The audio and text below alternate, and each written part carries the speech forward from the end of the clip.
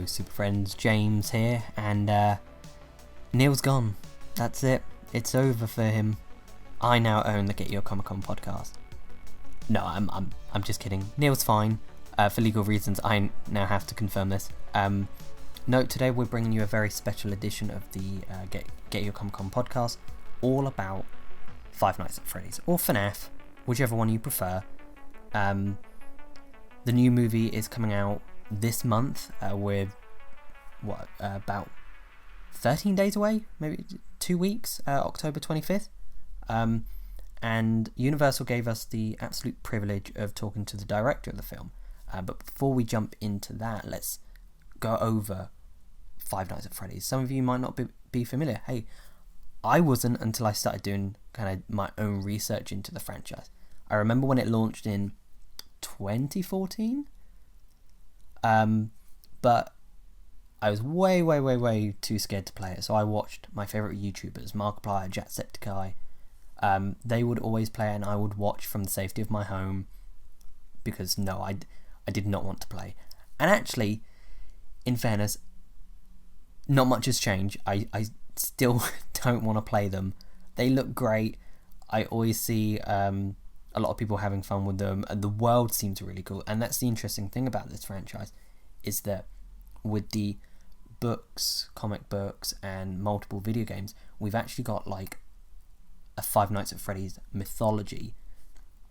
It's evolved, it's grown, and what the film has done is taken key components from that to create a movie that can resonate with the fans of the franchise, but also usher in a new wave of fans who perhaps don't have the connection that others have. You know, the people that don't want to play the games, the people that don't enjoy gaming. But there's still a chance that they can go in and watch something that they can walk away and enjoy, which is really good for people who don't play games. And what's interesting about all that is the video game adaptation world is an interesting one. We've seen many examples that don't work, but we've also seen examples that work really well. And as of right now, I can't go into the details of the movie, but I'm hopeful. That's as basic as I can go. I'm very hopeful. But anyway, that's a discussion for later. Universal gave us the opportunity to speak to Emma Tammi, who is the director of the film, and through her we were able to discuss what it was like kind of bearing that weight of bringing a franchise to the big screen, especially for the first time. What it was also like dealing with the animatronic element of it. They were the mascots, Freddy Fazbear, Bonnie, Foxy, Chica, and the game's bringing a bunch of other mascots, but the movie just focuses on the kind of primary for Mr. Cupcake's one as well, and I don't like Mr. Cupcake. Not a very nice cupcake at all. We also got some kind of behind the scenes stories of what it was like working on the film, on the set, which was really nice. It really adds a lot of it contextualizes the experience of making a film. You know, the process of making a film is something we don't actually get to witness a lot. So to hear the stories, the collaboration element of it was very interesting. So give it a listen. Let us know what you think, and yeah, we're really excited to bring this one to you. It was a really great conversation. So enjoy it. Hi, James. Emma here. Hiya, how's it going? I'm well. How are you? I'm good, thank you. I'm fabulous. Thank you so much for taking the time to talk to me about Five Nights at Freddy's. I absolutely loved it. My I had pleasure. such a good time. Oh, I'm so glad. That's great to hear. It was it was pretty much everything I wanted. Honestly, I never thought I'd see Five Nights at Freddy's on the big screen. So thank you for bringing it to us and to new audiences as well. I'm very excited to see what they all think about it. Me too. One of the things I loved most about it and is how accessible it was for casual audiences. What was it like trying to find that balance between creating something that the fans would really enjoy and something that would usher in new audiences? Yeah, it's a great question.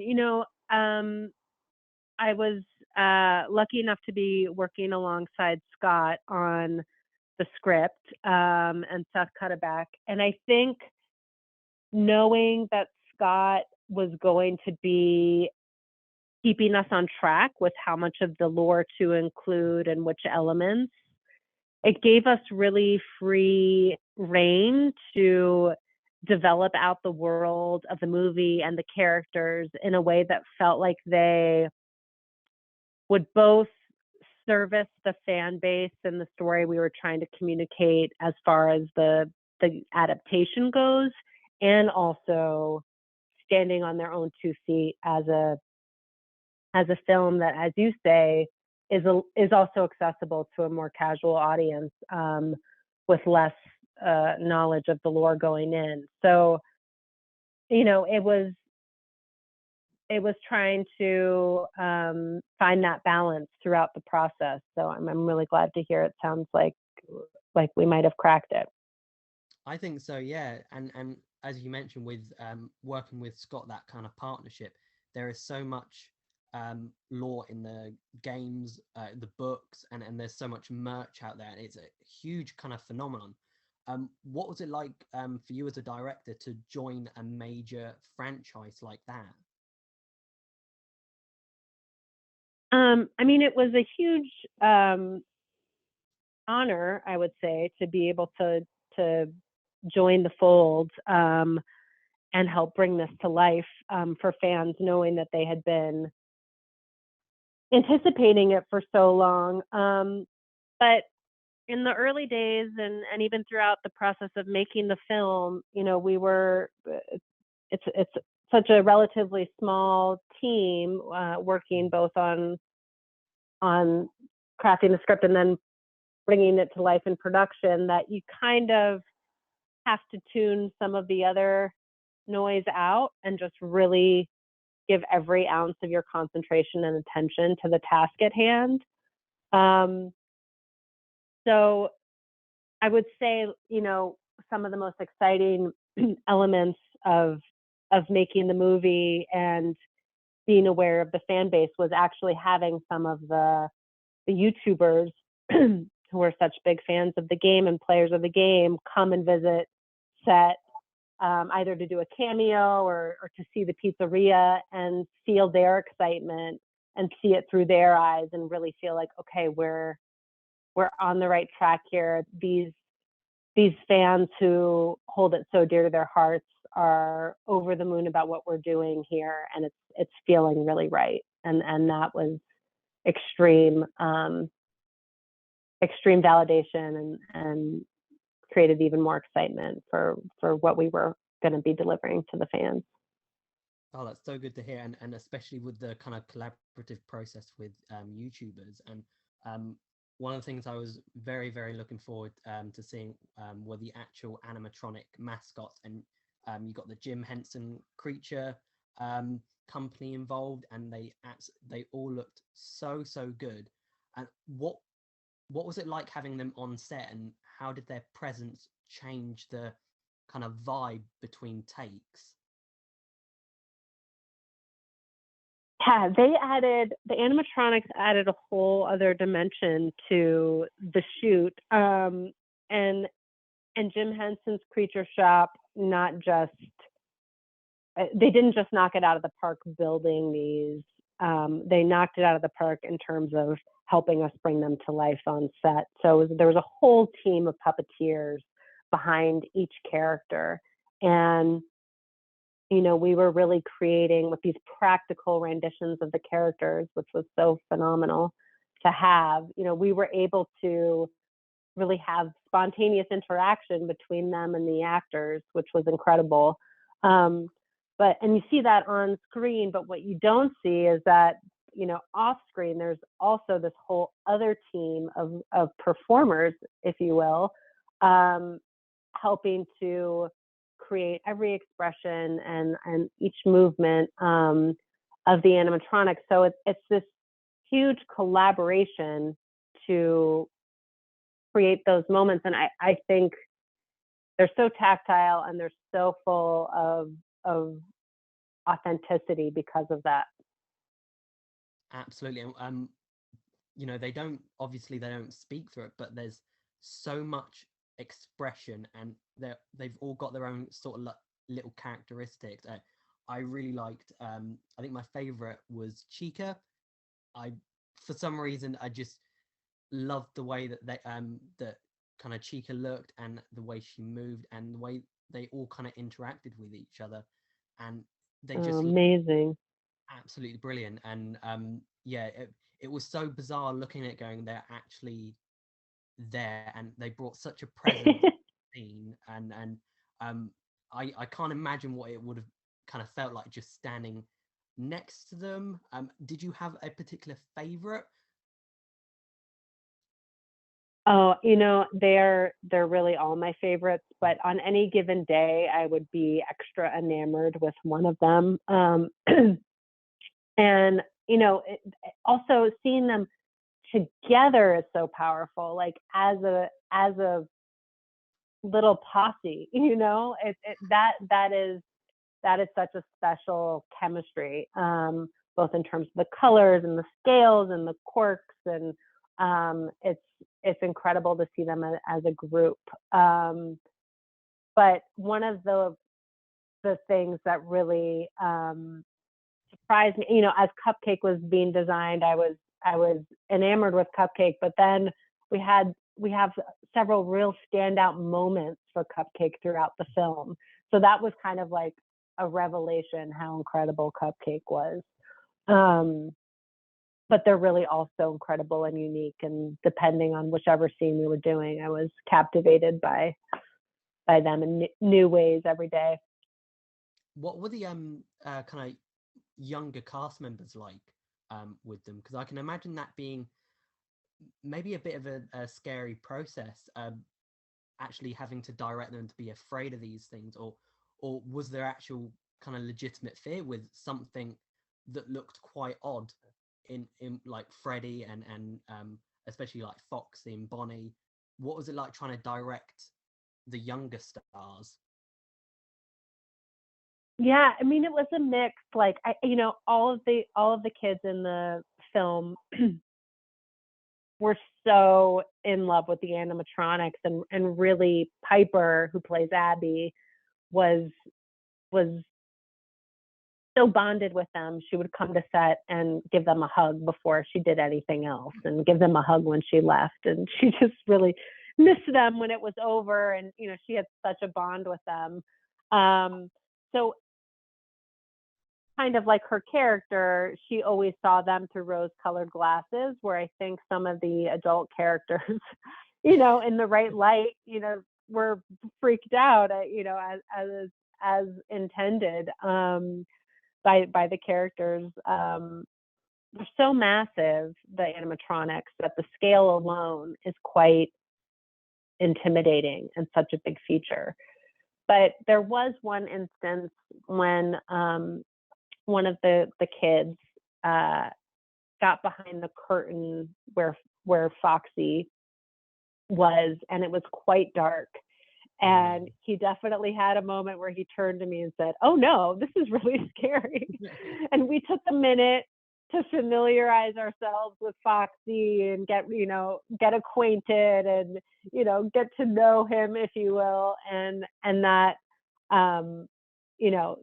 that initial fear started to dissipate, and he was able to do his work. But yeah, I mean, they're scary. Josh and I were walking around set right after it had been built. And I think it was a weekend, and he popped by. I was doing rehearsals with the animatronics, and he popped by to see the set for the first time. And it wasn't even all the way dressed. And we were walking around by ourselves, and the lights went out on the stage. Oh. And all of a sudden we were backstage in the dark. There were cutout cut out pictures of the animatronics standing next to us, which was scary in and of itself. It wasn't even the live animatronics. And we were like, okay, this works. This is terrifying. Let's get out of here. And we really got the feel. But it was that feeling that we kept tapping into throughout the production, because the set was so incredibly authentic and gave you the eerie, amazing, atmospheric feeling that the game gives you.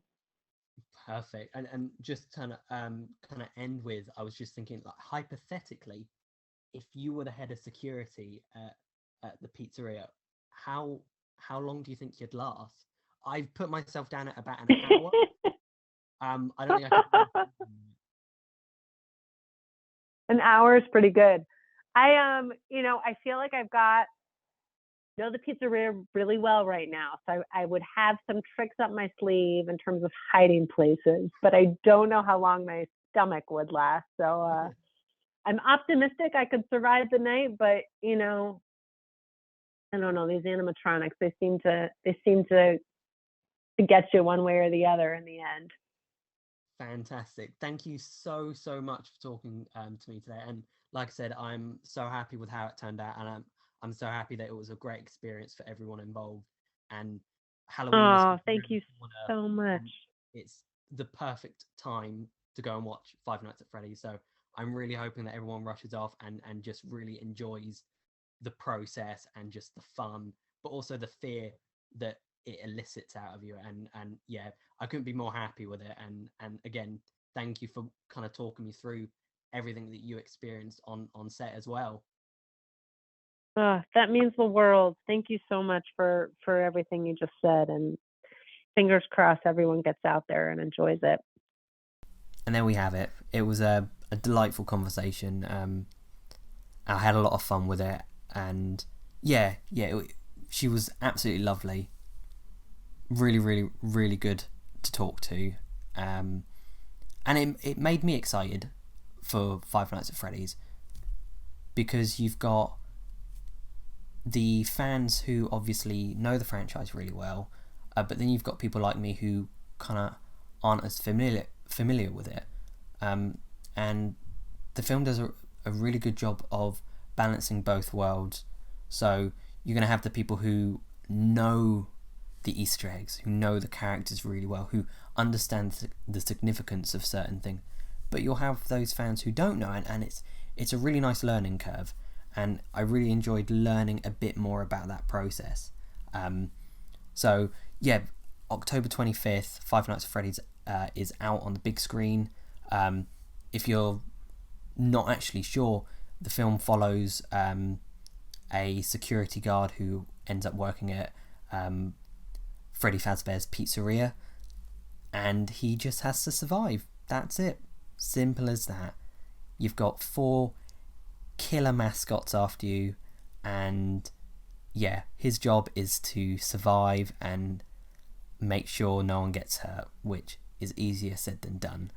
And what the film does, it incorporates some of the elements, the gameplay elements that fans will recognise, the cameras, the lights, but it also brings in the lore side of that universe that perhaps some people won't be that familiar with. This is a huge universe that I didn't really appreciate the scope of it all, and there's definitely potential for more, because like I said, you've got events, you've got timelines, you've got new characters, both human and mascot, and it's much deeper than you think.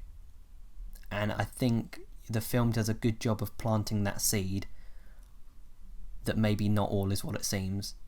So who knows what the future holds for this franchise, but it's definitely one that's going to stick around for a while. So, TV shows, sequels, more games, more books, it's all going to add to that massive universe. And perhaps this is just the start. But October 25th, perfect movie for Halloween this year. So make sure you go grab your tickets, grab your friends, and maybe boot up the games. I think that's what I'm tempted to do, is brave it, download one of the games and give it a shot, see what the fuss is about, but also allow myself to experience what players feel and then see how that compares to watching the film. I think that'd be a very interesting experiment, essentially doing it in reverse. You're going to have the fans who know the game who then go and watch the film, but it'll be interesting to see what sort of reception I get from basically watching the film first and then playing the game. Yeah, I think I'm going to treat myself this Halloween to a horrible night of playing Five Nights at Freddy's in the dark, maybe with some pizza, maybe a lamp on, who knows. But yeah, thank you for listening to this very special episode, and we hope you enjoyed the interview. And yeah, once you see the movie, let us know your thoughts. Let's have a discussion about it. So there we have it. Don't worry, Neil will be back. This isn't a permanent thing. Maybe, who knows? I'm gonna go untie him now. Okay, bye.